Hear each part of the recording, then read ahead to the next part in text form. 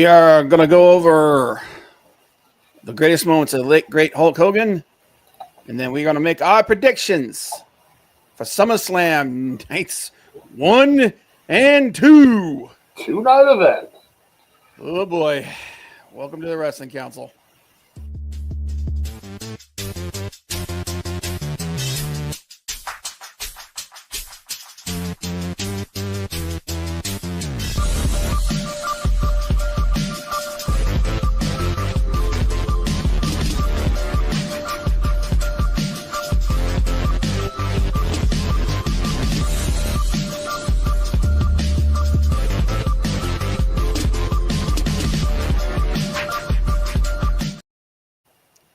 Welcome to the Wrestling Council. I'm your host, Come Up with Bob. Joined as always by my tag team partner, This guy. Hollywood Frank. HW in the house, baby. You can catch us here every Tuesday, 7 p.m. Eastern Standard Time, talking about all the news and wrestling. You can also follow us on social media, scrolling below, and in the description as well. And Uh-oh.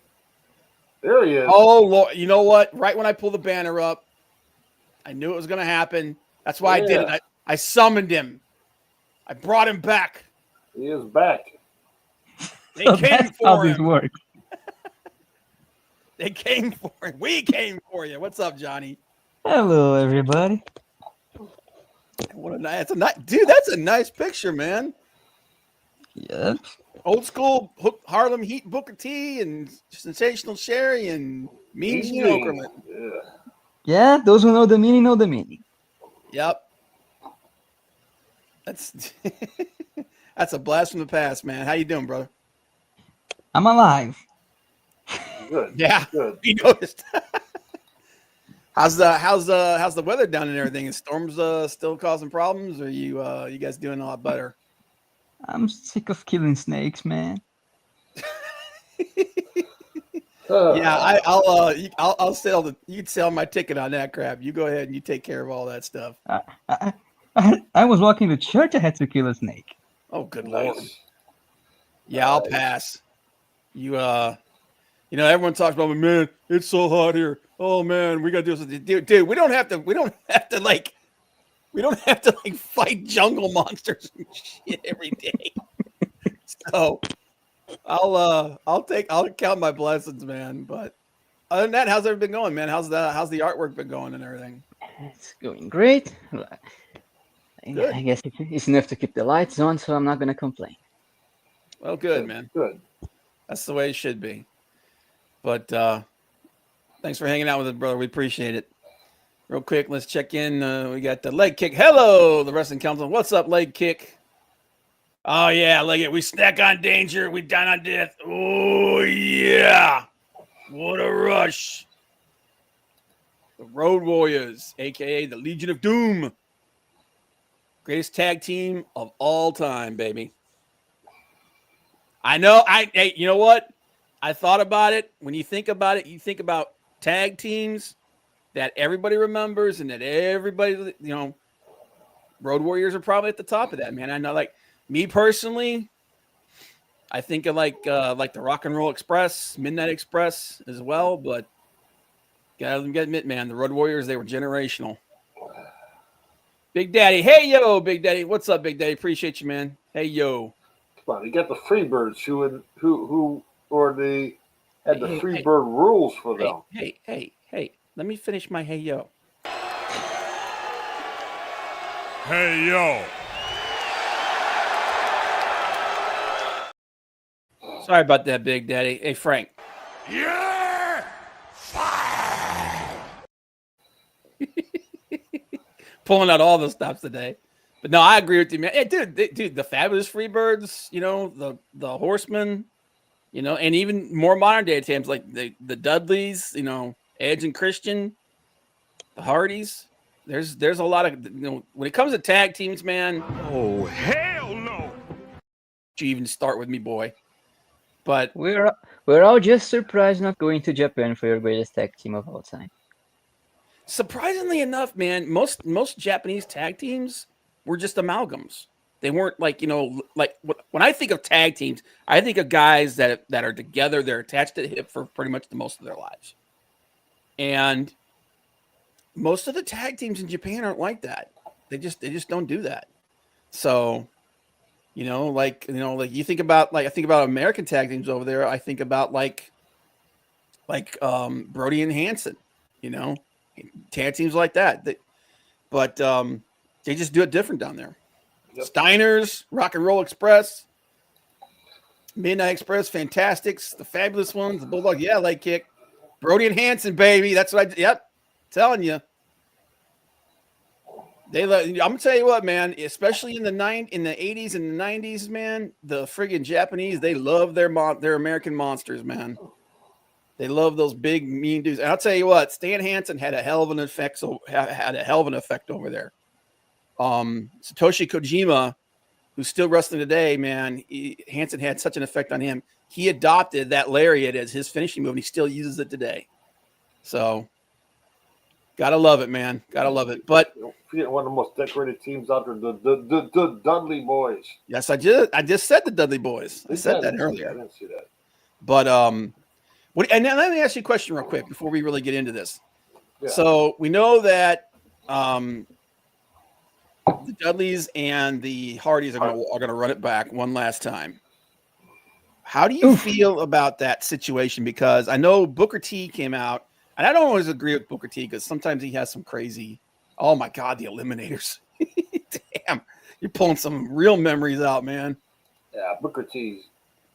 Do you think? What do you think about? But I know it though. I kind of agree with him on this situation with the Dudleys and the Hardys because Devon retired a couple of years ago because of serious health issues. Yeah. And I don't know if I like the idea of. I mean, look, man. I know Sting having his retirement match, and Flair's retirement match is a whole different story. Sting having his retirement match, and it was a huge deal. You got Goldberg just had his retirement match, which was a big deal, but had some issues with it. You've got a lot of guys that are retiring this year. You've got Tanahashi's having this huge run in Japan for his final retirement. A lot of these guys, they want to have that one last moment. You know what I mean? Uh-huh. Taker had his retirement match about 4 years ago. And I get it. I get why they want to do that. But at the same time, man, I don't, like I've said it before and I say it again, I don't want to see my heroes die in the ring. And if they can't do it safely, man, I don't think Devon has any business being in there. It's gonna, if they do it, it's gonna be 95% Bubba and 5% Devon. Even so, look at that's what they did with the Flair match, and the man had a heart attack in the middle of it. Dude, I'm gonna do what I did every time Saraya got back in the ring. I'm gonna wait until it's over. When everybody tells me no one died, then I can watch it. Man, I'm gonna tell you what. I don't know. I fear for it. Von Erich, yes, dude. The Von Erichs, past, present, and future, dude. The current Von Erichs are some good tag team, man. I don't know why Tony doesn't leave them anymore. But anyway, that was just a quick thing. Like I know that's a big thing that's coming up. They're getting that ready for the next pay-per-view over in TNA. The most Devon's going to do is get the table and do the 3D with. Do the 3D with him? You think? You think he'll just have a quick moment and then maybe get taken out in the down on the floor and then come crawling back in later? Yep. Whatever they got to do to make it as safe for him as possible. I think that's what they need to do. But I don't know. I don't think it's necessary. It's not like their legacy is in danger. They're going to go down as one of the greatest tag teams of all time. Their legacy is in danger. They're going to go down. And that's it. So, but all right. Before we get any further here, the sheep herders, before they turned them into the friggin' bushwhackers and completely nerded them. The Wild Samoans, baby. Dude, you know what? I was a little young for the Wild Samoans, but the team I remember, man, is the SST. Samoan SWAT team, baby, managed by Mr. Paulie Dangerously, a.k.a. Paul Heyman. Minnesota, yes. All the iterations of the Minnesota Wrecking Crew, as a matter of fact. The Russians, oh my God, dude, the Russians. Yeah, I love Nikita Koloff. He was one of my favorite wrestlers back in the day. But like I said, before we get any further, let's go ahead and get into our favorite segment, a little something that we call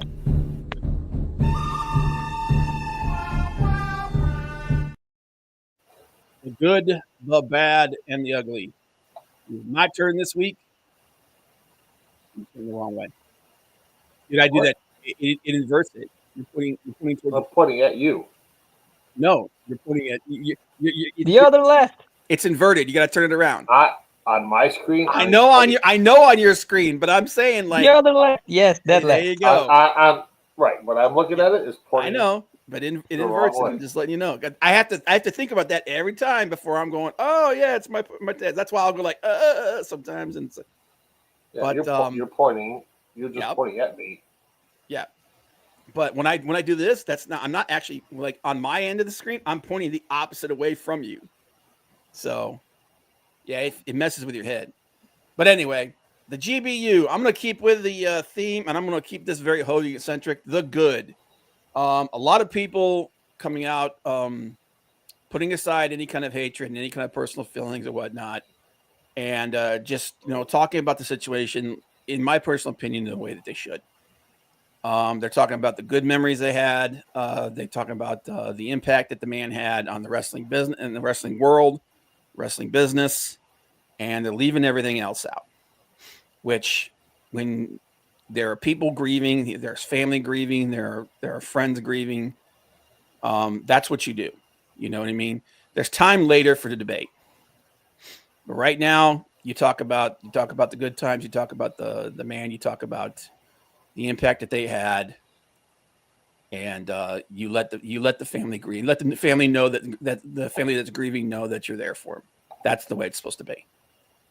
So in that, my personal opinion, that's my good. The second part of my good, also, guys, it's New Japan. I'm a New Japan guy. So the G1 has been a lot of fun. Still, even without like the big, huge stars that we're used to, it's still the best tournament in professional wrestling, and I'm enjoying the hell out of it. So don't sleep on it. Give it a look. It's a lot of fun, guys. So that's my good. The bad. Some people just can't help but take a dig, man. Obviously, Hogan was a very complicated person. I've mentioned it multiple times myself. But these people that are coming out here and taking a victory lap on the man's corpse while his family are still mourning him, they haven't even buried the guy. That's just shitty. And it's not right. And look, if you don't like the guy, I understand it. You don't like it. People like him. People don't like him. You don't have to come out and just crap on the family and their feelings in the time when they're in pain. There's a time and a place for everything. We'll have all the years from now until the sun burns out to discuss, the other issues within man and the way people personally feel about him. I think the best example of, if you don't have anything nice to say, don't say anything at all and just let people have their time and their moment, is the way CM Punk has handled it. We know CM Punk has had his issues with Punk in the past, with Hogan in the past. We know that he's been very vocal about that. Did he go out here on social media and just start slamming people for remembering the guy? No. He kept his mouth shut. A lot of respect for that. That's the way you do it. When you have a disagreement with someone, but the people that love them and care for them are in pain because of their passing, you let that time pass. And then you can talk about it later. Like I said, you've got the rest of your life to talk about it later. Yeah, exactly. Dude, I saw there was there's a fitness influencer I follow. His name's Joey Swole. Dude's hilarious. He did a tribute to Hulk Hogan, and they came at him just like just absolutely annihilated them. And then we saw what they did to what's her name, Chelsea Green. Same thing. They went after her so bad she decided to leave social media. So I find it interesting that they went after her, but they didn't go after anybody else. But then again, that's what cowards do. But that's the bad, in my personal opinion. Some people just can't help themselves, and there's a whole lot of internet courage running around there, as Kevin Kelly on his podcast said. Yep. The ugly, the situation with Brooke Hogan and her dad.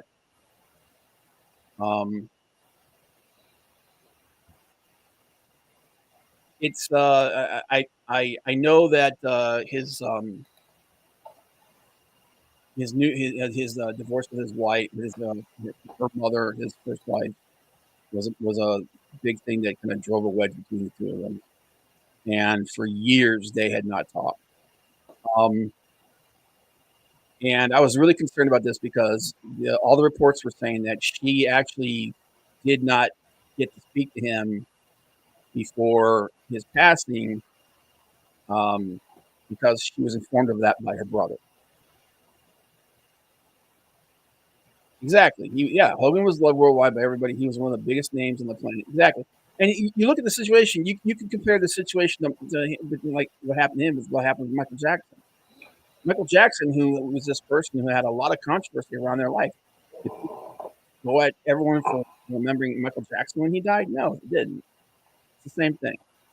Obviously Michael Jackson was a much bigger star than Hogan was, but it's the same idea. And that's one of the reasons. That's one of the problems I have. Is a lot of these people that are coming out here are the same people that their heroes are, guys that have that are wife beaters and drug addicts and stuff like that. It's much worse. I'll do my research. Yeah, man, there are a lot of. I remember that Big Daddy I was referring to, Offensica. They were in heavyweight when Hulk Hogan was coming. No, I think you're referring to the SST. You're cutting in and out on your mic, buddy. Oh, maybe it's because I'm getting too far away from it. I apologize for that. I've been having some mic issues, but anyway, but from when I saw an interview with her, and it did say that for about the last 2 years, she has been kind of slowly rebuilding her relationship with him. It's unfortunate that she didn't get a chance to see him before he went. And I know that there's estrangement between the two of them. I don't know if he'd met his 2 grandkids yet or not.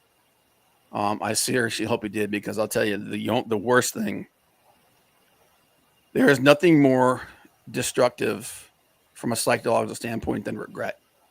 And if she did not take steps to try to repair her relationship with her dad, regardless of any issues that she had with him, that's going to be something very powerful. That's going to eat at you for years. So, but that's my GBU. Frank, what you got? Now that I've depressed everybody.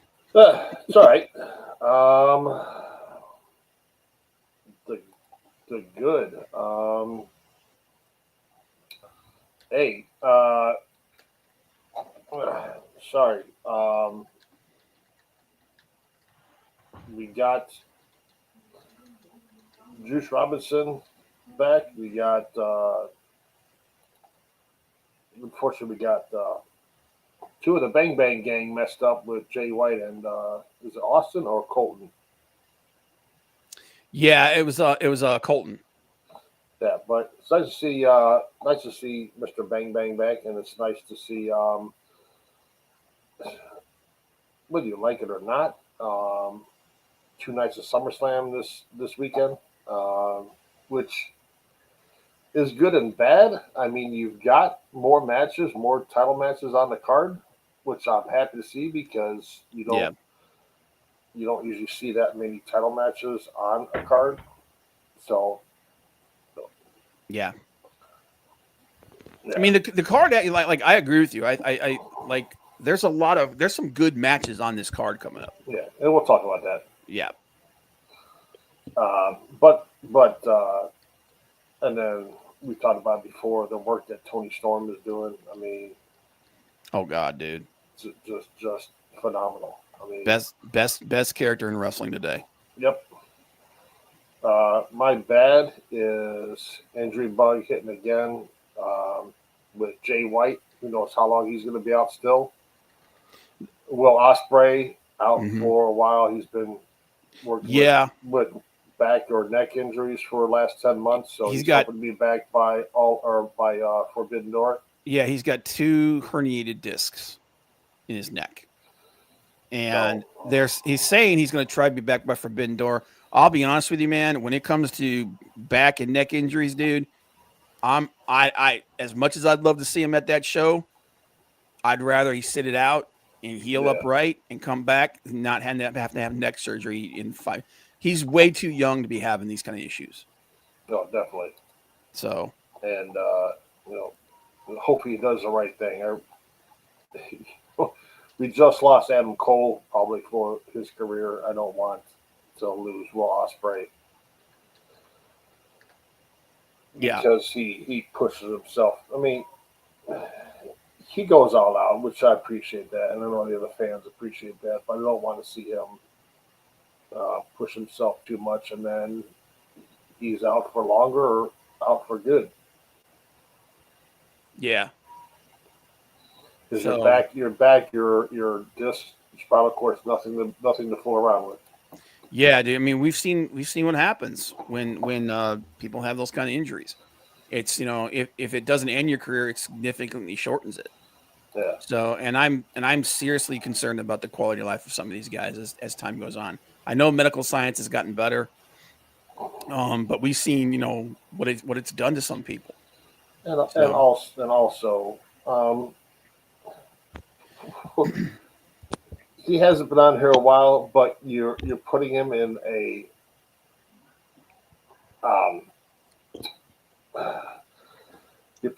mask. Pete Dunne. Come on, dude. I wish you hadn't mentioned that, because the minute I saw that, I was like, "What are you doing? What are you doing? This is awful." I'm gonna be honest with you, man. A lot of the creative decisions that Hunter has made in like the last 3 or 4 months has been dog shit. Yeah, I mean, it was a nice little chuckle with Chad Gable, but now you have Ludwig Kaiser and now freaking Pete Dunne. I understand that when Chad Gable got hurt, it derailed a lot of ideas. It derailed a lot of the direction they were going to. And I know that there were people that were upset with him in the mask to begin with, whatever. And those people, I say, quit pooping your Pampers. Calm down. It's meant to be ridiculous. That's the whole freaking idea.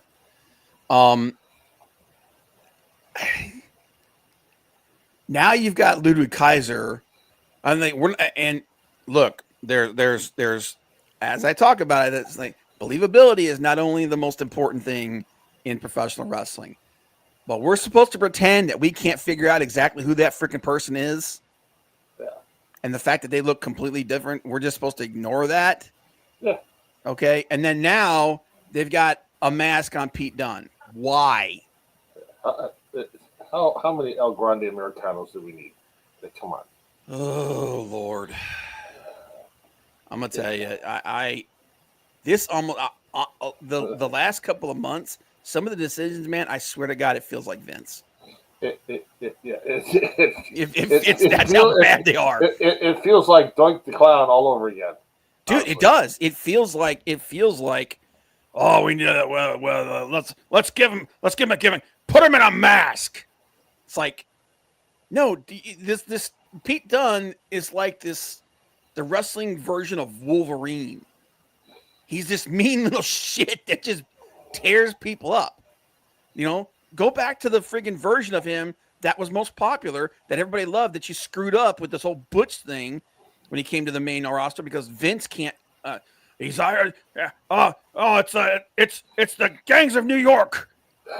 Stupid crap like that. It's like, no, go back to the Pete Dunne that was the friggin' NXT World Champion. Go back to the Pete Dunne that was the NXT European World Champion. Go back to the Pete Dunne that had these amazing matches with Gunther. Pete Dunne is WWE's version of the Bastard Pac, but he's better if they give him the opportunity. He I don't know if he's better, but he's definitely as good. Yeah, He does he's a different kind of wrestler. He's a more smash mouth kind of wrestler. right. But I agree with you 100%. He's another one of those guys that if they used him right, he could be a big deal. And the thing is fans like him. They like him. He's actually over when you don't treat him like crap. Yeah. But Him, it is what it is. Killer Cross, it's like don't say really know. I mean, now he's in a program with Sami Zayn, which thank God. But I honestly, dude, I don't know what they're gonna do with Cross. I don't know what they're gonna do with Dunn. It's a mess over there. And then my ugly is when you hate him, and you mentioned it before. When you hate him or not, I don't care. The wrestling business would not be where it's at today without Hulk Hogan. Yep, 100%. And to be these internet trolls to be attacking Chelsea Green and others for their comments. Freedom of speech. Let them make their comments. There's no reason to attack them. Death threats, whatever you're doing to these people, there's no call for it. No, and like I said, and like I said, there's a whole lot of internet courage running around right now, and you can tell when people there are trolls. All they do is they go around trying to start crap. There's trolls running around when what's his name who played Hagrid in Harry Potter. Yeah, When he passed away. Billy Cochran, I think his name was. No. Robbie Coltrane. Robbie Coltrane, yeah. Yeah, when he passed away, people were, no, shut up. Oh yeah, dude, I mean, this happens all the time. And like I said, I was like, oh yeah, you got a problem with this. Meanwhile, your hero is, one of your heroes got busted for knocking his friggin' wife's teeth out, and she had to have her jaw surgically repaired. But that's okay. Shut up with your nonsense. Yeah, you had football players getting busted for that. Who was it? Was it Ray Rice, dude? Ray Rice got busted beating the living hell out of his wife in a friggin' elevator. And he was back on the field like 9 months later. Daryl Strawberry, Dwight Good, come on. Yep. Oh, Daryl Strawberry was bad for that. Really bad for that. But anyway. But we wouldn't be sitting here right now if it wasn't for guys like Hogan. Nope. Hogan leaving AWA, going to WWF. McMahon pulls him out of there. Yep. Buying up the territories. Yep, because they had just gotten rid of superstar Billy Graham. Yep. And he saw Hogan. And he went, "That's the guy I want," and built it around him. And the rest is history. And like I said, man, love him or hate him, the guy changed everything. Would wrestling still be big? Would still be what it is? I think it would, but it would be completely different. Yeah. Like you go all the way back to, and we'll talk about this. You go back to wrestling, like Hogan, Vince, WrestleMania, and all of that. That's what created the modern perception of professional wrestling. Yeah, and you hear that McMahon first wanted to get Harley Race. Harley Race said no. Yep. He was choosing between Hogan and Dusty Rhodes. Yep. And would it have had the same impact if he had Dusty Rhodes? Who knows? I don't think it would have. No. I think because how big Hogan was with Rocky and Thunder Lips, which came out before he went to WWE. Yeah. Or WWF at the time. And the whole thing with Cyndi Lauper and all that, and this cartoon show and everything, like, come on. Oh yeah, dude. Yeah. Well, you know what? I actually, and I agree with you 100%, Big Daddy. Like, time is like the different time, different perceptions. there's too many people around now that are just looking to, they're looking for that victim cachet. So, and to those people, I say, suck it up, Buttercup.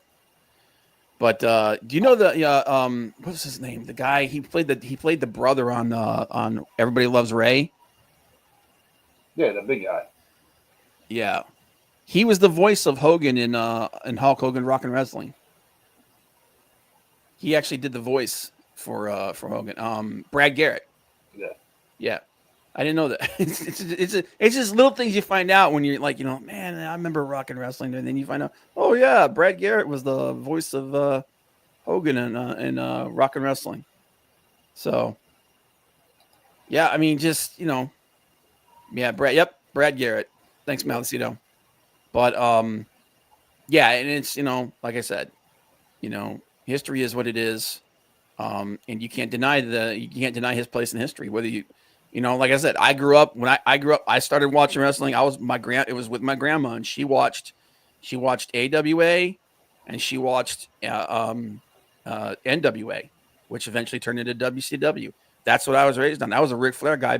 I knew Ric Flair before I knew Hulk Hogan, but I guarantee you what. But I tell you what, the minute I watched WrestleMania 3, when I was a kid, Hulk Hogan became my guy because that's the way it was.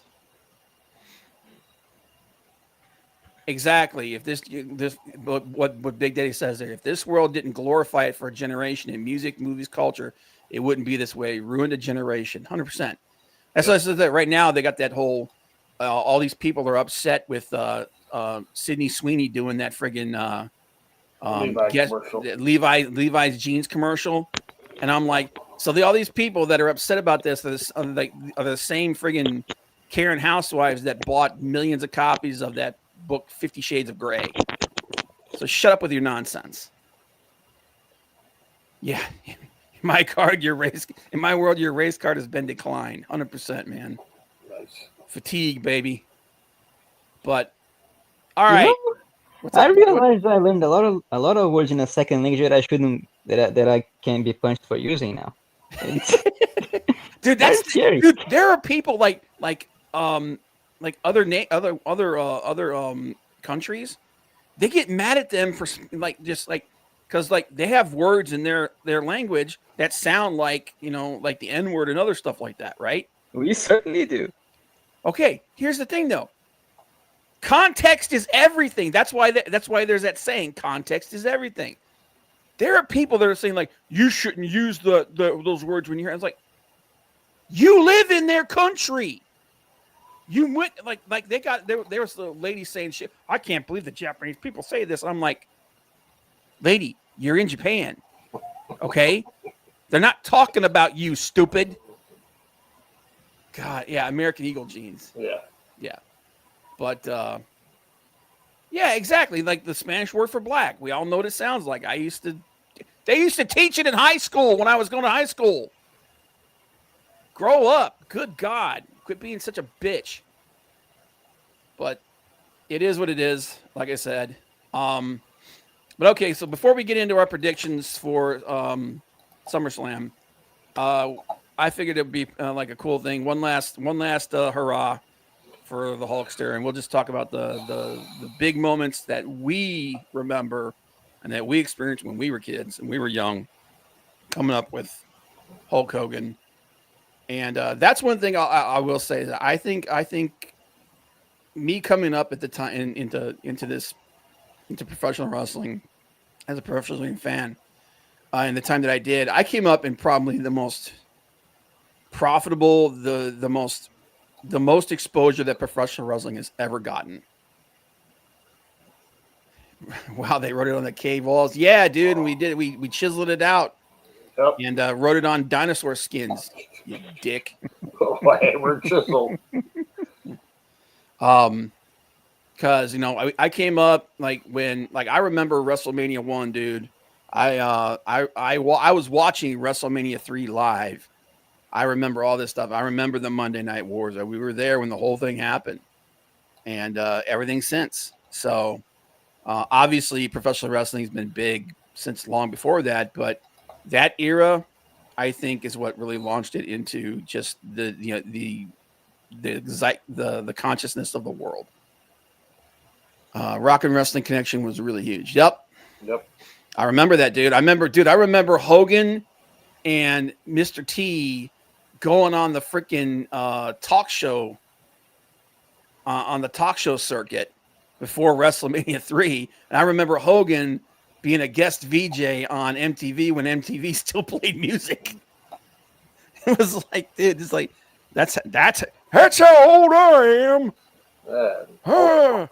Hulk and Mr. T on Saturday Night Live. Yep, Saturday Night Live. I remember that too. I was watching when he choked out Belzer. Remember that? Richard Belzer had that talk show and he choked him out on it. I remember that, dude. So, but I guess I'll start it off here. Actually, you know what, Frank? Why don't you start it off? Like what's like? Give me like something that you personally remember watching. You remember like that like really stuck with you with Hogan. I remember that too.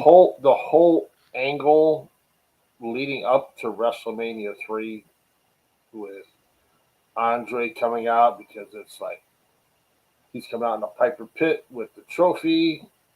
Yep. And Hogan's trophy was bigger than Andre's, and then you see Bobby Heenan coming out and Jesse Ventura out there, and then it's all of a sudden Andre's with Heenan, and just rips the cross off of Hogan, and Piper saying, "You're bleeding," which wasn't scripted. I mean, he's like, "You're bleeding," right? And then just seeing the slam at WrestleMania 3. I mean, that whole thing is just the most iconic with Hogan. Not taking anything away from WrestleMania 1 with Bundy and WrestleMania 2. Mm-hmm. But number 3, which I think that is the greatest WrestleMania ever. That WrestleMania, like, you think about the card on WrestleMania 3. Let me pull up that card. Mania 3 card. That card was a pretty amazing card. And you know, that was the biggest moment, that whole thing for me, that really got but right. You don't see that anymore with the Piper's Pit and the Flower Shop and those guys going like that. I mean, it's a lost art. Yeah, so it was what was it? So they had the loser bows match with Harley Race versus Junkyard Dog, which obviously both of them were not in their prime at that time. Right. But it was it was still it was a good match. Bruce Beefcake and Greg Valentine versus Johnny Valiant and Dino Bravo. Versus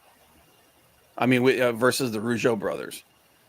That was interesting. Roddy Piper versus Adrian Adonis. That's when he cut his hair. Remember? Yep. And that was the start of.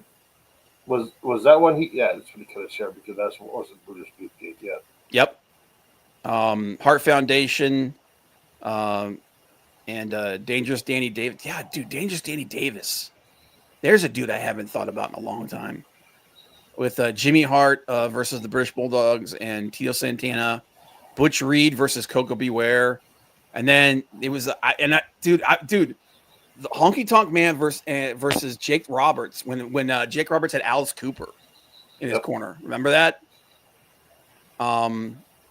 Ricky Steamboat versus George the Animal Steel. Ricky Steamboat and George the Animal Steel versus Macho Man.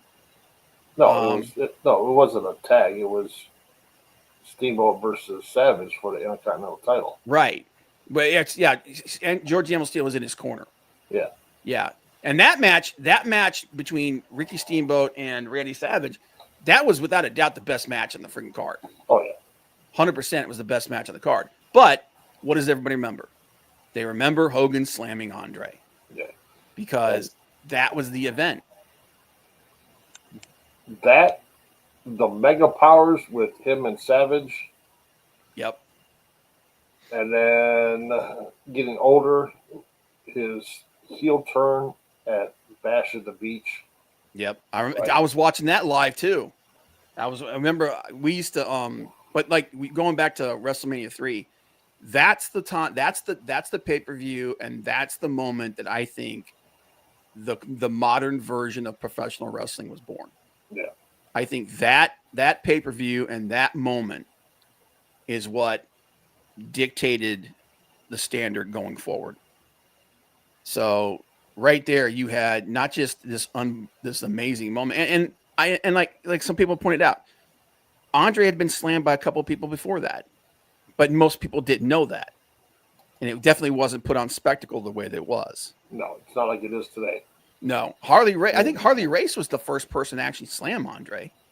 Yeah, I'm not sure. Didn't Stud also slam him? I think John Studd did too, but I think Harley, in one of their early matches, Harley slammed Andre. Now Andre didn't weigh as much. Right. That was back when Andre was in a lot better shape.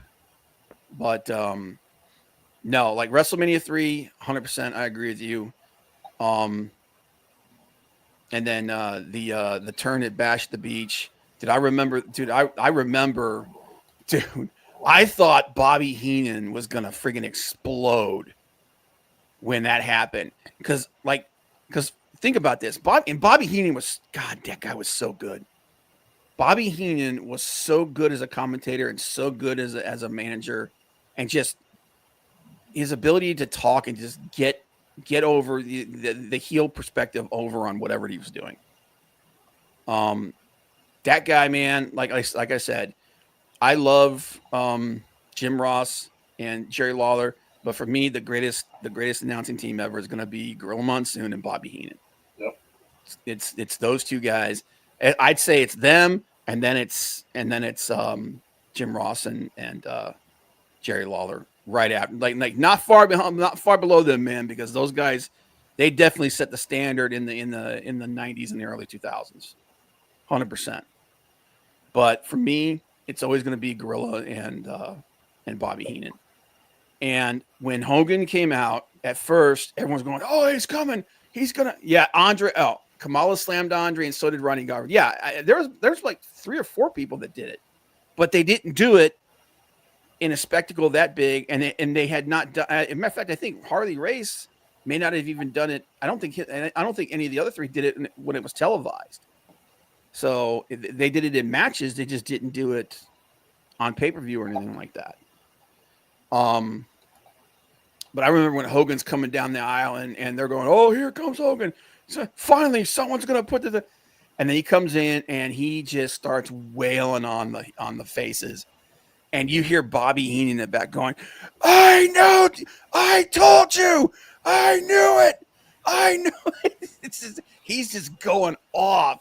And that's like, people don't realize that's the payoff of like the better part of a decade of being the heel and talking about how Hogan's two-faced and Hogan's a liar, and you're all a bunch of friggin' marks for believing this, for believing it, and yada yada yada. And there's the payoff. And Tony said, "Here comes Hogan," and Heenan's like, "But whose side is he on? What?" Yeah.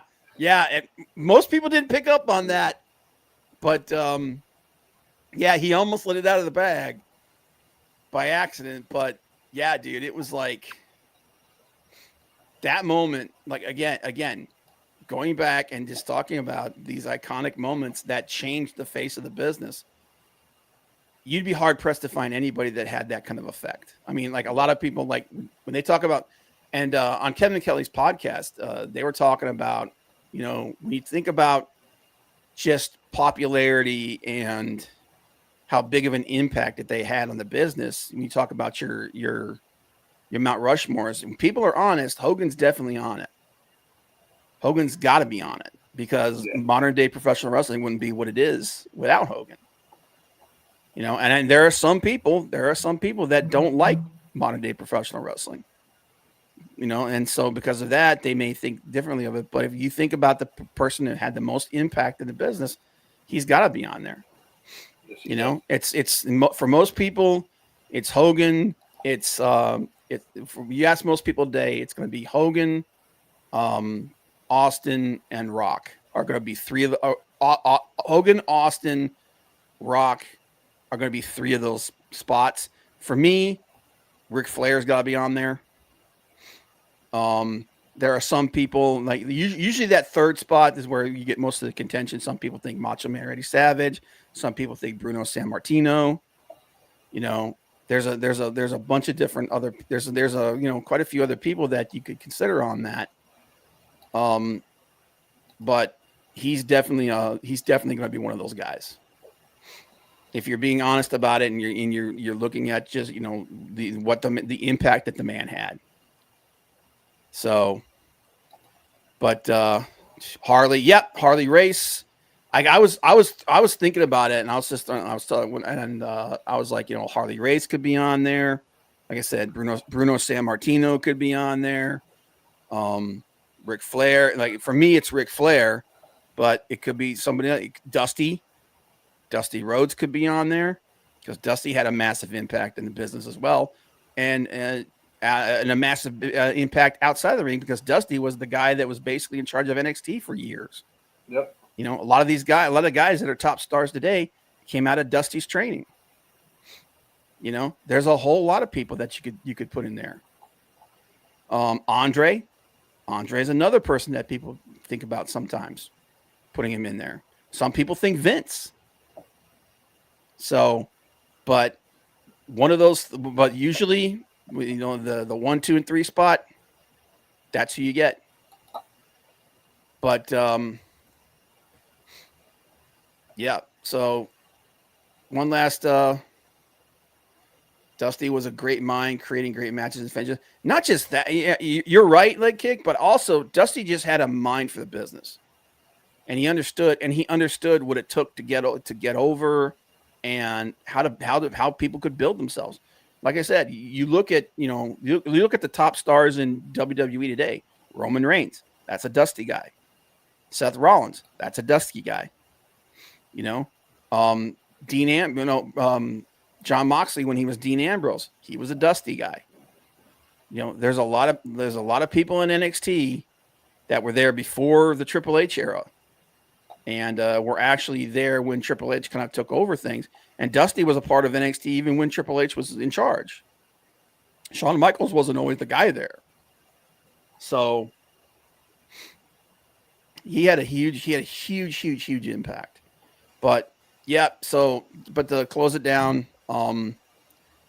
Hogan definitely, like I said, whether you loved him or you hated him, he was an icon of the business. Yep.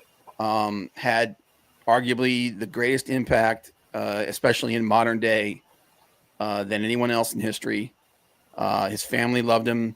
A lot of people loved him, and he's going to be missed. So that is that. And I don't care what anybody else says. But survive. All right, SummerSlam. Oh Lord. So this is the first year that SummerSlam is going to be 2 nights. 2 nights, which unfortunately seems like it's going to be the future of the way things are. And I don't like it. I think I can understand WrestleMania, because they're kind of copying from Wrestle Kingdom, and even Wrestle Kingdom isn't 2 nights in a row now. Yeah, Malacino loved him. Yep. Agreed with you, brother. But it is what it is. And like you said, there's a lot of championship matches on this card. There's 3 on Saturday, and every match, all 5 matches on Sunday are title matches. Which is, we said that you've got titles, you need to defend them on your pay-per-views. some of these titles, I don't know they need. Some of these title defenses, though, I don't know that they need to be on pay-per-view. Some of them, I think, could be on television as main events for either Raw or SmackDown, and it would be perfectly fine. And some of these are repeats of matches that have already happened in the last month. So you gotta let it marinate sometimes, guys. But we're gonna go ahead and make our predictions. So let's go ahead and start. Let's start with Saturday, obviously, and the women's tag team championship: Raquel Rodriguez and Roxanne Perez of Judgment Day versus Alexa Bliss and Charlotte Flair. I don't know where they got the idea to put these two together, Charlotte Flair and Alexa Bliss, because the two of them have notoriously hated each other, at least in character, for years. But they're there, and they're going for the tag team championships. You know what? I think they're going to win.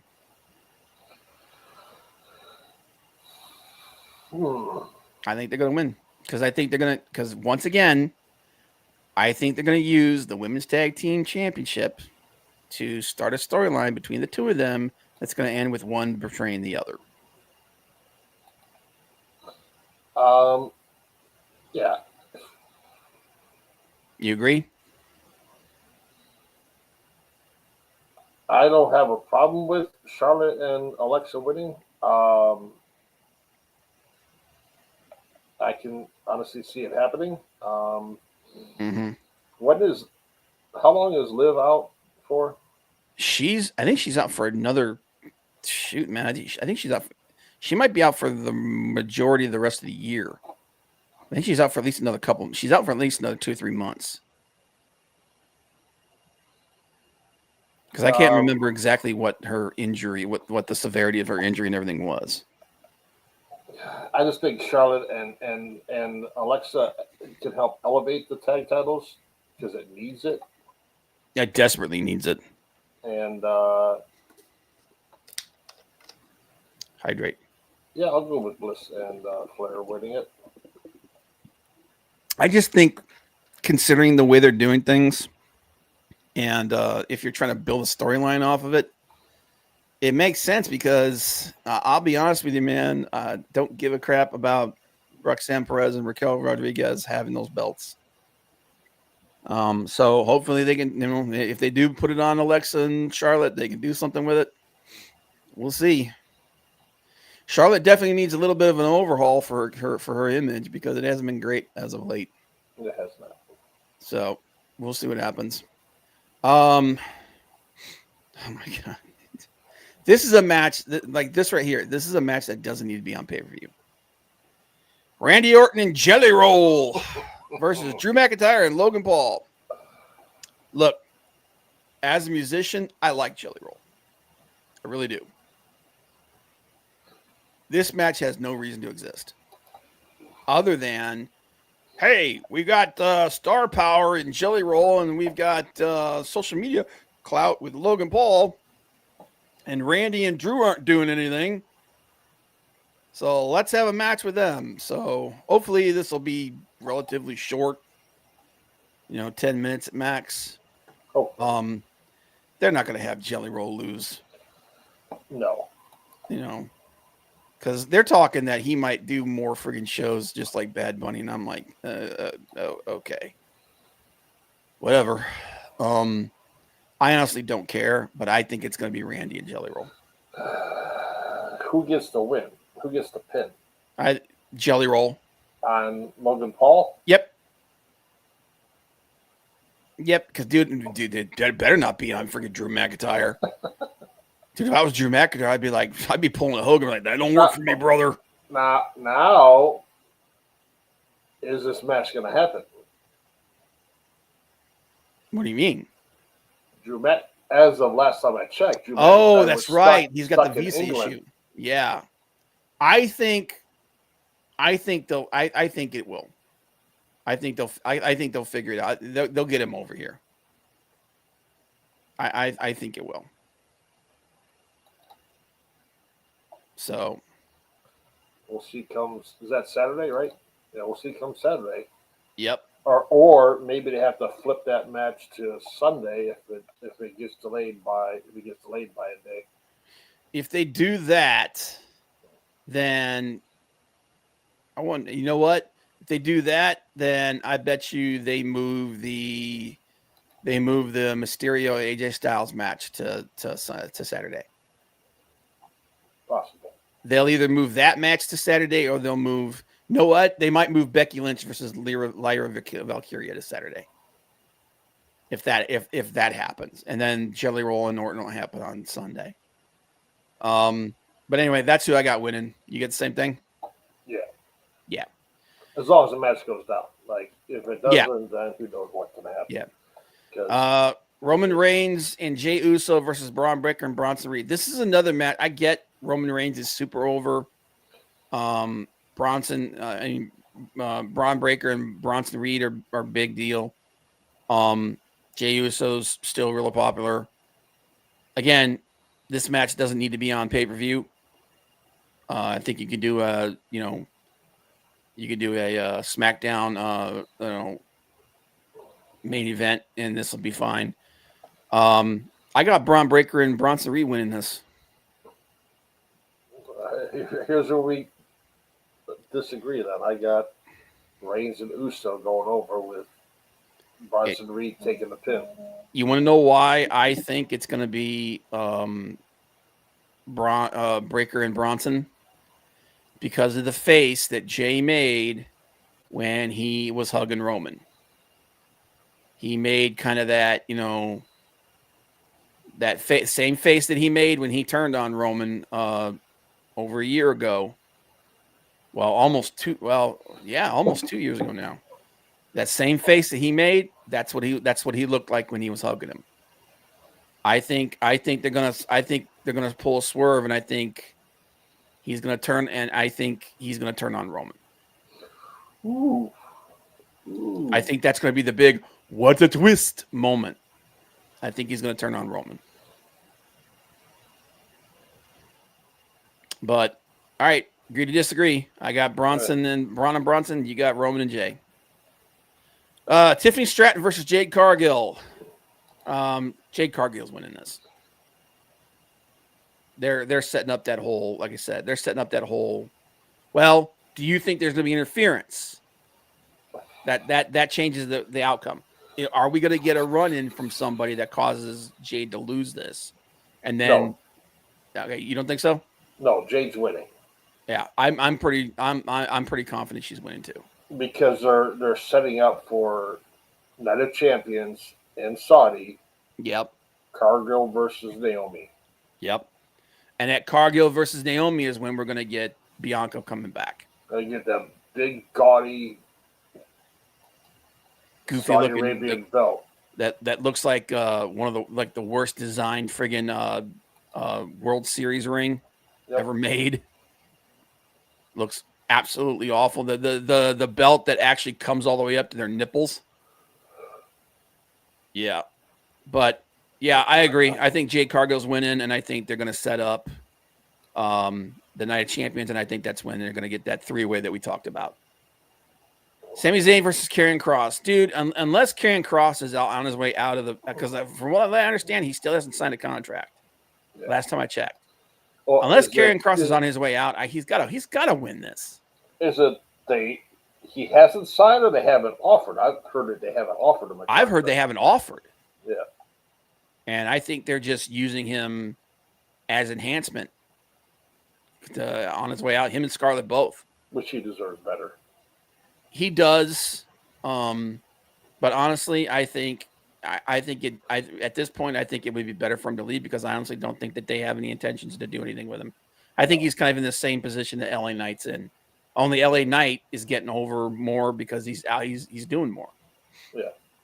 So I think he's going to be a forever mid-carder in their eyes. And that's it. So, but yeah, I got Sami Zayn winning this. Because I think Karrion Kross is on his way out.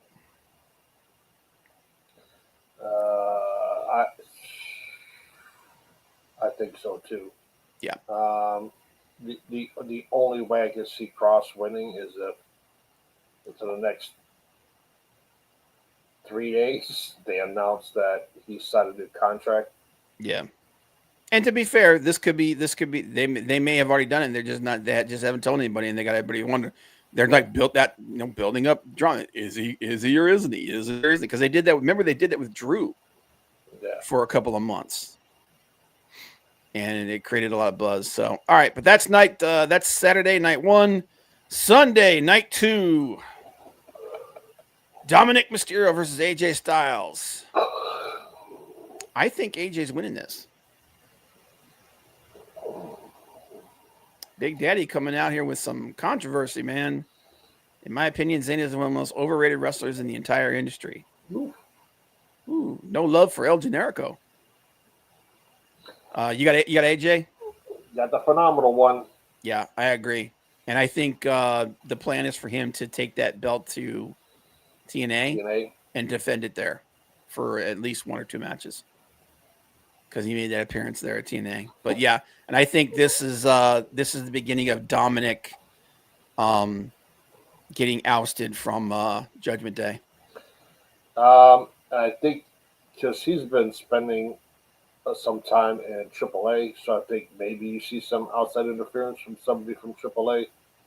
I can see that. I can see the interference from somebody in AAA. You know what they're saying, man? They're saying that there's a good chance that Alberto Del Rio could be back. He's not.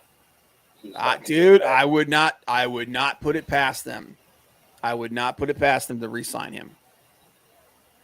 But I'll tell you one thing: if they do re-sign him, you're not going to see Saraya. No. But I wouldn't put it past, dude. I would not put it past them for WWE to re-sign Alberto Del Rio and have him be, because he just lost the AAA title.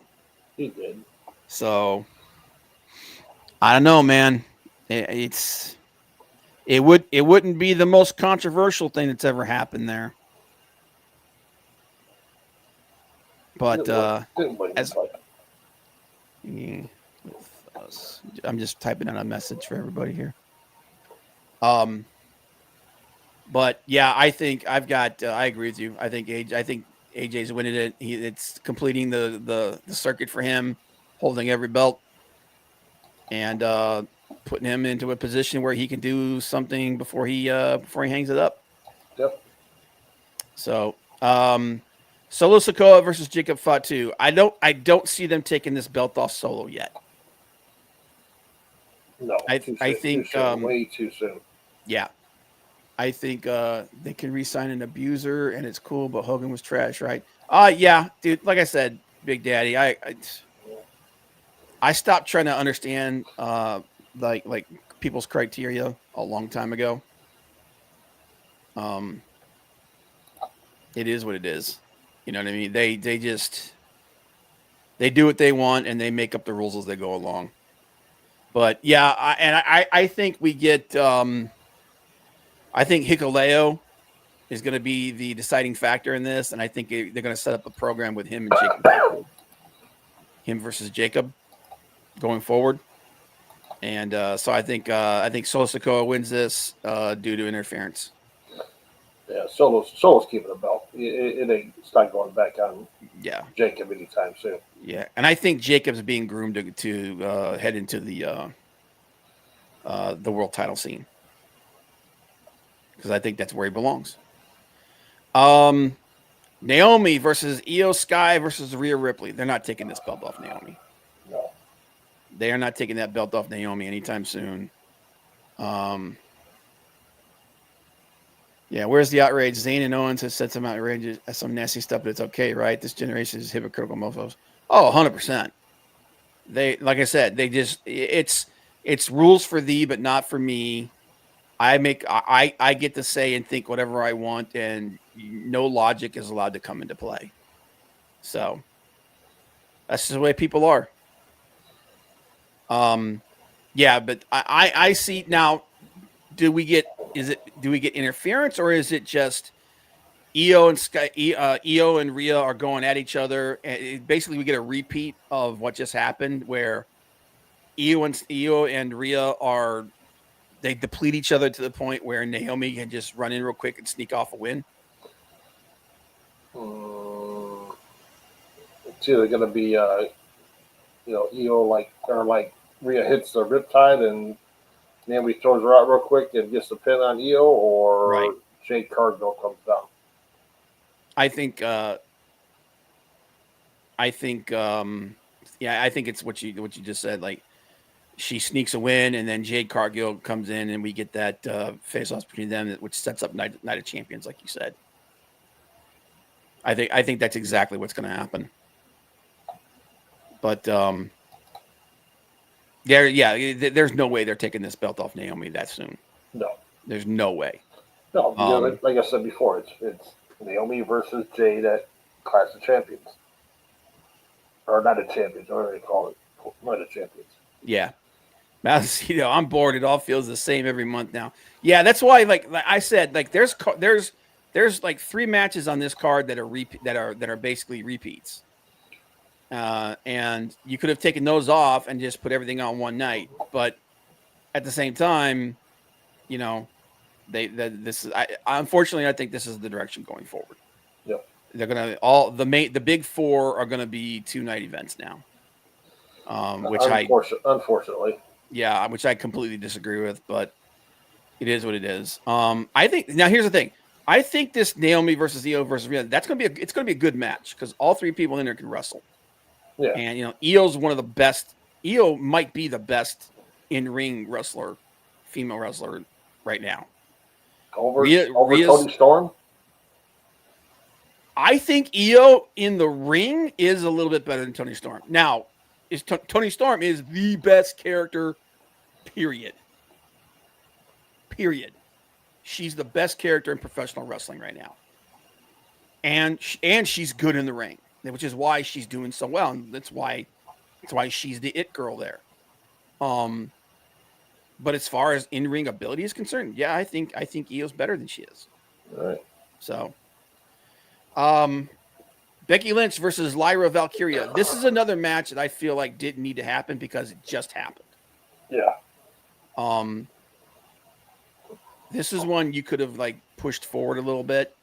Again, there's no way they're taking that belt off Becky this soon.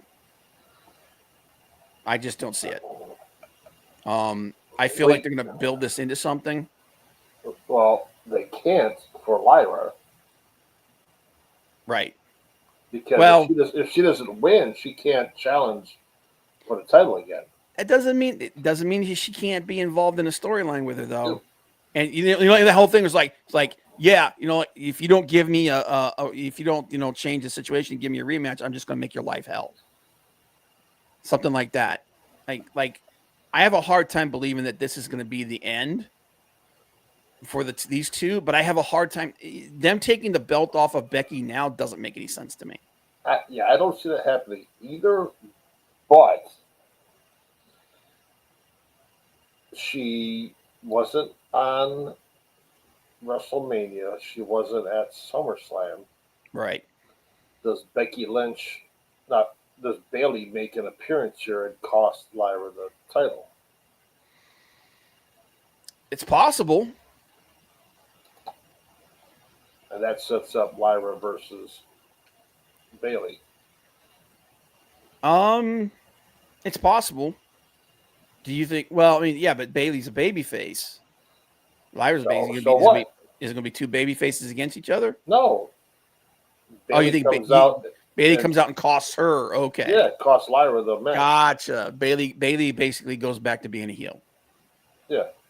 Okay. I don't know. It's possible.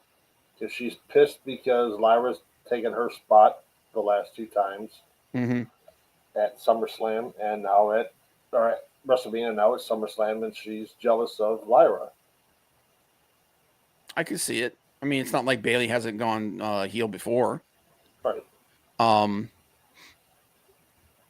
Then what? Then does it become her and Becky basically uniting against everybody else? No, Becky moves on to whoever she wants to. Be it, Oh, gotcha. So it's basically because Lyra's going to lose, then now her next feud is with Bailey, and Becky moves on to Stephanie Vacore or somebody else.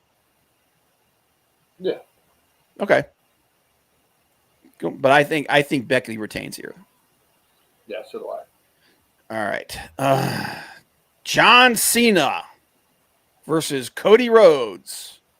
So this is the one where I think a lot of things can happen. So I personally think they are trying to start the slow turn for Cena to go back to being a face. Because I can't see him finishing this out as a heel. Does that mean Cody is going to go heel, or does that mean somebody else is going to interfere here? And Cody, because it could go either way. Like we've seen them planting the seeds that Randy Orton could be turning heel. We've seen them kind of planting some seeds that Cody Rhodes could be turning heel. I like that better. So do I, because I want the world. The majority of fans have not seen Cody Rhodes as a heel since he left WWE. And I'm going to tell you right now, the situation in AEW, I've said it before and I'll say it again, fans were not turning against Cody Rhodes. They were turning against babyface Cody Rhodes because they wanted him to go heel. Yep. I said it before and I'll say it again. It wasn't that they didn't like him. It's that they were trying to summon the nightmare because that's the Cody they fell in love with. That's the Cody that changed everything. That's the Cody that changed his entire trajectory. They want that version of Cody. And I'm going to tell you guys right now, that version of heel Cody is one of the best heels the business has ever seen. He was it. So now, whether or not WWE lets him go to the degree that he did, that's a different discussion. But Nightmare, American Nightmare heel Cody is a whole nother animal, man. And if you're gonna turn John Cena face, having Cody Rhodes go 100% dark side is a good way to start him returning down that road. Because that version of Cody is a monster. Yeah, because you don't have Travis Scott anymore. Nope. So they haven't said anything about The Rock being there, but you never know. The Rock could show up. And The Rock, it could be The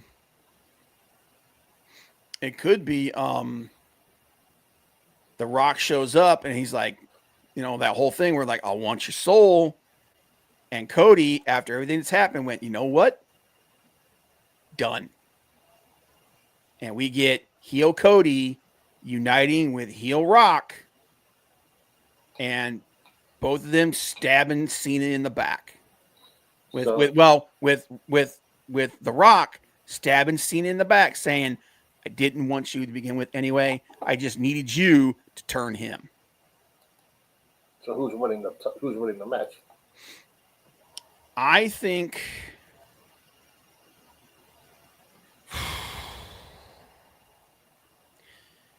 what I want and what I think we're going to get are two different things. What I want is what we just said to happen. Yeah, so what I think is going to happen is John Cena is going to win, but it's going to be because somebody there's some kind of interference. John Cena wins, and he kind of and just like the last time before, and when he's leaving, they're going to show signs of him feeling bad about it. And I think that Cody losing is what's going to flip him. But I think our scenario is better. Yep. And that's the route I would go, but I don't think that's what they're going to do. I think they're going to go a much more pedestrian route. And I think Cena's going to retain. Cause I don't think Cena's dropping that belt until his last match.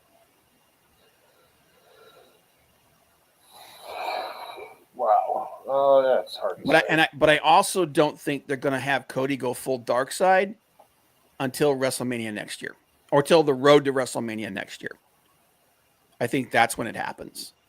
Me personally, I think this is the perfect time to do it. And then, like I said, that scenario we set up where The Rock basically is like, I didn't want you, I wanted him. I just needed you to turn him. Kind of pulling a Darth Sidious, Darth Tyrannus, Anakin Skywalker thing. Okay, to be a nerd and bring that into the situation. That's the way I would do it, because I think storyline wise, that would be perfect. And it would perfectly segue into Cena becoming a face again. Yep. And then just, not being able to overcome it at the end. That's the way I would do it. Because I'll tell you what, I'm sorry. He hold on to the title. I think he's holding on to the title. Because I think if you went the route that we were just talking about, when that last match happens, when Cena's last match happens, and instead of him being like, I'm taking it home, it's like, I'm doing it for the honor of this title and blah, blah, blah, blah, blah. And he loses, and then they just destroy him.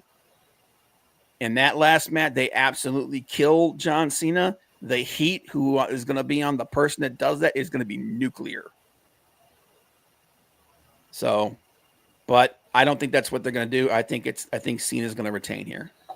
And it's a street fight, so there's going to be, there could definitely be some outside interference. Oh yeah, 100%. And I think, like I said, I think there's going to be interference, and I think Cena's going to win, but I think he's going to they're going to show that he's very remorseful about it, and then we get him slowly turning face over the next couple of months, and then we get the slow turn to the dark side with Cody Rhodes. But that's what it is. But anyway, guys, that's our predictions. No. What? You're getting two matches. What match? If you're getting the tag titles match, the men's tag title, it's a 4-way TLC match. Okay. Shit, I'm looking at the main card and they don't have it on there. The Street Profits. Right. Wyatt, oh, yeah, right. Street Profits, Wyatt. And who else is in that match? Damn it. Let me see here. And we didn't do CM Punk and Gunther. CM Punk. Did I skip that on? I did skip that on night one, didn't I? You know why? Because I was saving that for the end. That's fine. Yeah, that's what I thought you were doing. Right. I'm like, maybe save it for the end because the world title match. But yeah, this tag match. But again, I don't remember. It's the Wyatt 6. Yeah, I know it's the Wyatt 6. The Street Profits. Where's it at here?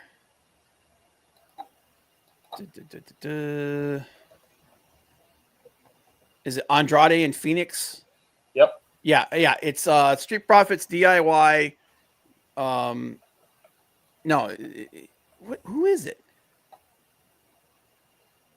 It's the Wyatt 6, Street Profits, Andrade and Phoenix. Oh, I'm sorry. It's six teams. That's right. Yeah, Andrade and Phoenix, DIY, Motor City Machine Guns, and Fraxium.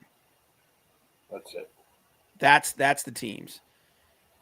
If it was me, it'd be the Motor City Machine Guns. More than likely, it's going to be either the Wyatt 6 or Andrade and Ray. You don't think the Wyatt's going to keep their title? The Wyatt, that's I said. It's either going to be the Wyatt 6 or it's going to be Andrade and Ray. I don't see them taking the belts off of them. I can't see that either.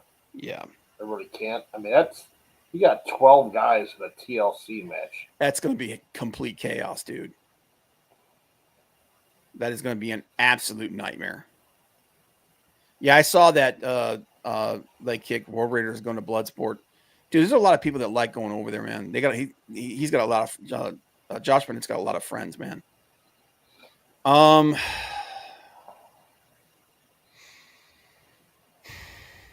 At the same time, I feel like they want to pull the trigger on something with Ray Phoenix. Although I don't know why they're having him team with. I mean, don't get me wrong, him and Andrade will be a great team. They'll be a fine tag team together. Why you not have the Lucha Brothers as a tag team? I don't get it. But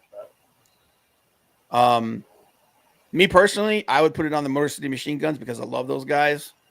I just don't see them taking the belts off the Wyatt Six, so I think it's going to be them.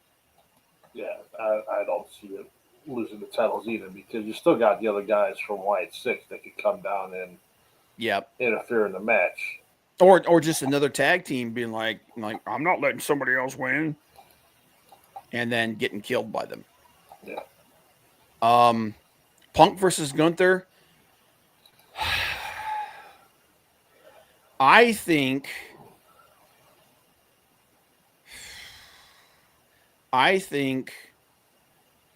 somebody's going to interfere and cost Punk this match. I think Gunther's going to retain. I don't see them taking that belt off him this soon.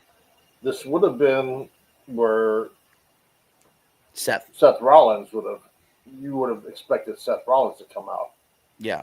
But if he's legitimately injured, it's not going to happen. No. So who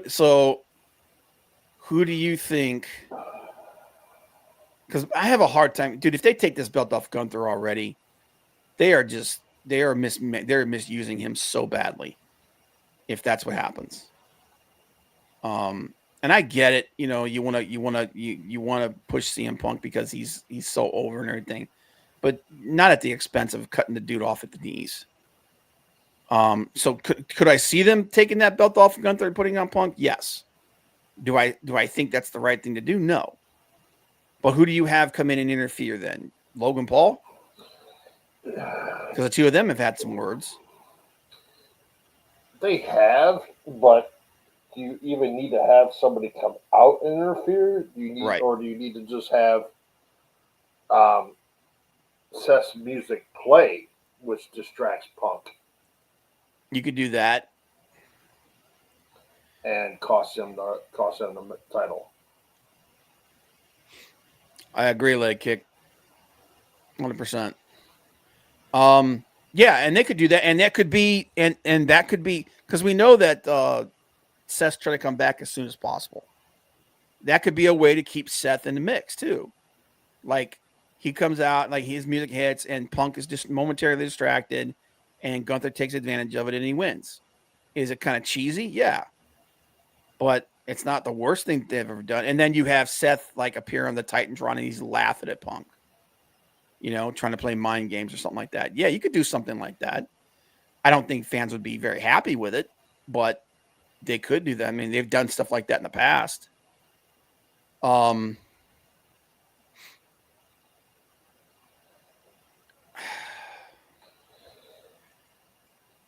have the nasty feeling though that they're going to have Punk win this.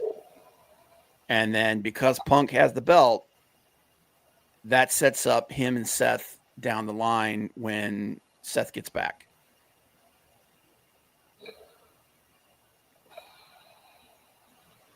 So I'm picking Punk to win this. What do you guys think? Well, if I go back to my Night of Champions thing, then you're putting possibly Punk versus Cena for Night of Champions. Yeah, which makes sense because it's running back what happened at. Which would make sense because they were saying about Cena's last match being Gunther versus Cena on Saturday night's main event. Mm-hmm. And if that's where they go, then you're more likely taking a belt off of Gunther and having him switch brands and right. taking the title off of Cena at Saturday night's main event. Right. Which you know, if that's the route you're going with, that makes sense. Yeah, because you're looking at it's only 4.5, less than 5 months away Yep. from that SummerSlam. So I agree. I can see them putting a title on CM Punk. I really can. Yeah. And I think that's the route that they're going to go. I think the Seth's injury is kind of forcing it. Yeah. I think that was eventually going to be the plan, going down the line. But I think this is kind of forcing it to happen early. So, I mean, we'll see, but that to me, that's the thing that makes the most sense. Although I hate the fact that Gunther's got to be the one that eats the pin here. I do think that they are going to set it up that he's going to be the guy that Takes the title off Cena. takes a title off of Cena. Although, like I said, I if it was me, I would set up the Cody thing, but it's not me. So, but all right, guys, there's our predictions. We will see. Do we actually know what we're talking about this weekend, or are we just talking out our butts? Yeah, a little bit of both. We're probably talking out our ass. And leg kick. I would, yeah. I agree. I like Victoria and Julia. I really do. I think they need to use Julia more with the U.S. Women's Champion. Yeah, they need to improve Julia's her personality a little bit. And I can see Vicor or Julia being a world title holder. I predicted at the beginning of this year that Julia would hold one of the women's titles by the end of this year. And running out of time. 5 months for that to happen. So we'll see. It could still happen. Oh, 100% could. But anyway, guys, like I said, appreciate you guys being here. And we will see how accurate we were this weekend. Yeah, this guy right here is going to be in Chi-Town, Chicago. Yep. I leave tomorrow morning to fly out there, visit my sister brother-in-law, and to go to the National, the sports card show. Yeah. Maybe how long are you going to be there? I will be there, leave tomorrow. I will be back Tuesday afternoon. So I will be here for next week's podcast. So gotta be home for the podcast. But yep. I will be in Chicago for the card show. Maybe get some autographs, buy some more cards to add to my collection, or some kind of memorabilia. I mean, I have jerseys, I have bats, I have baseballs, Super cards, fan over here. mini helmets. I got so much stuff in the house like crazy. But appreciate everybody who's here. Leg kick, Maldacito, Big Daddy. Always a pleasure, Big Daddy. Everybody else that was lurking, everybody else that was watching. Guys, hit like, subscribe, share it on your social media. And when the stream posts on YouTube, go leave a comment or leave a comment on the X broadcast and let us know your predictions. What you think. Let us know what you think. Let us know what you guys want to see going forward, and we will see you guys next week. Bye.